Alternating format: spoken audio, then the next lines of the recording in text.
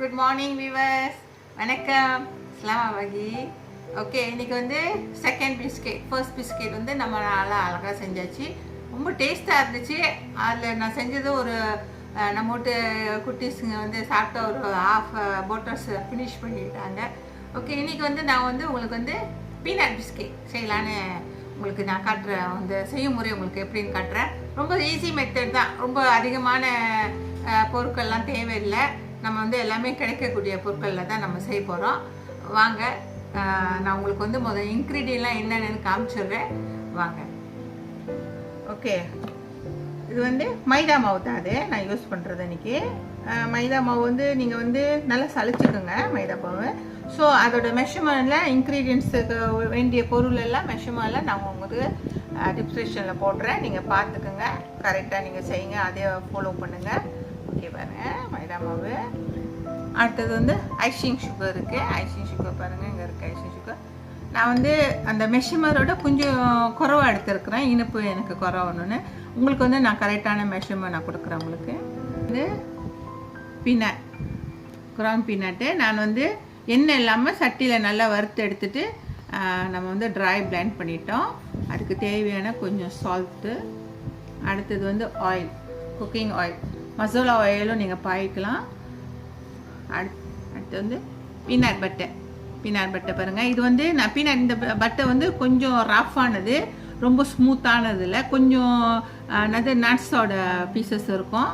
Okay, அடுத்தது வந்து அதுக்கு வந்து டாப்பிங்க்கு வந்து நான் கொஞ்சோண்டு கலர் ஆட் பண்ணுறேன், yellow கலர். அடுத்து வந்து 2 yellow yolk எடுத்து வச்சுருக்கிறேன். அடுத்தது வந்து மேலே டாப்பிங்க்கு வந்து கொஞ்சம் நட்ஸ் பாருங்கள். இது வந்து நீங்கள் வாங்கலாம் கடையில், நல்லா கொஞ்சம் பெருசாக இருக்கும், கொஞ்சம் டேஸ்ட்டாகவும் இருக்கும். நம்ம ஸ்நாக்காக வாங்கி சாப்பிட்றோம்ல அதே தான். இது வந்து 2 பீஸாக நம்ம அப்படியே ஓப்பன் பண்ணி எடுத்து வச்சுக்கலாம் இந்த டாப்பிங் கண்டி.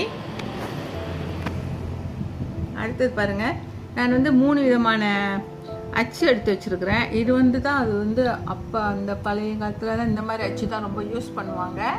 ஸோ இப்போலாம் வந்து இப்படி வந்துருச்சு அச்சு. நீங்கள் அச்சு யூஸ் பண்ணலனாலும் பரவாயில்ல. இந்த பீனட் பிஸ்கெட்டுக்கு கையில் நல்லா ரோல் பண்ணிவிட்டு மேலே வந்து தொப்பிங் வந்து அந்த நட்ஸ் பீனட் வச்சுருக்கலாம்.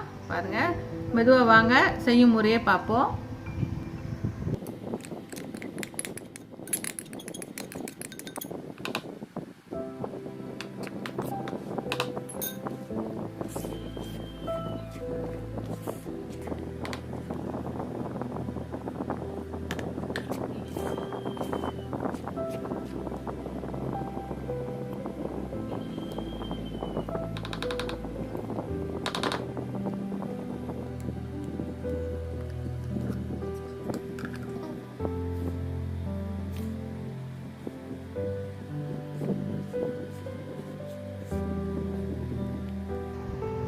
ஓகே, நம்ம வந்து இந்த பீனட் பட்டர் போட்டுட்டு நீங்கள் வந்து கொஞ்சம் ஹேண்ட் யூஸ் பண்ணிக்கோங்க, அப்போ தான் அது கரெக்டாக வரும்.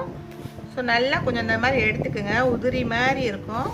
அப்புறம் தான் நம்ம வந்து ஆயிலில் வந்து ஒரேடியாக ஊற்றக்கூடாது, நம்ம கொஞ்சம் கொஞ்சமாக ஊற்றி மாவை வந்து நீட் பண்ணுவோம்.